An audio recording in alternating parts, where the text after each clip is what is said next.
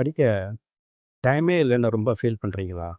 தேர்வு நேரத்தில் நீங்கள் படித்த பாயிண்ட்ஸ் எதுவுமே நினைவுக்கு வரமாட்டேங்குதே அப்படின்னு கவலைப்படுறீங்களா? அல்லது படிக்கிறது ரொம்ப கடினமாக இருக்கா? இந்த டெக்னிக்கை நீங்கள் ஃபாலோ பண்ணீங்கன்னா உங்களுடைய கற்றல் ரொம்ப சுலபமாயிடும். எடுத்துக்காட்டா, நீங்கள் சென்னையிலேருந்து திருநெல்வேலிக்கு போகிறீங்க அப்படின்னா, கிளம்புறதுக்கு முன்னாடி எந்தெந்த ஊர் வழியாக போகணும்?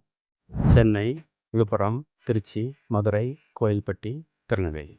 அப்போ அந்த பாயிண்ட்ஸ் எல்லாம் கனெக்ட் பண்ணி நீங்கள் ஒரு மேப் போடுறீங்க.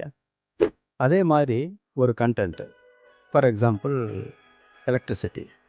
அதில் இருக்கிற முக்கியமான points current, voltage, resistance, Ohm's law, series and parallel connection.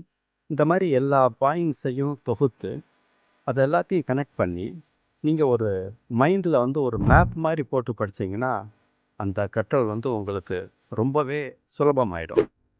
இது கற்கும் போதும் தேர்வு நேரத்தில், குறிப்பாக போர்டு எக்ஸாம், டிஎன்பிஎஸ்சி, யூபிஎஸ்சி இந்த மாதிரி தேர்வுக்கு போகிறதுக்கு முன்னாடி அந்த பாயிண்ட்ஸ் எல்லாம் நீங்கள் நினைவில் வைக்கிறதுக்கும் ரொம்ப ஈஸியாக இருக்கும்.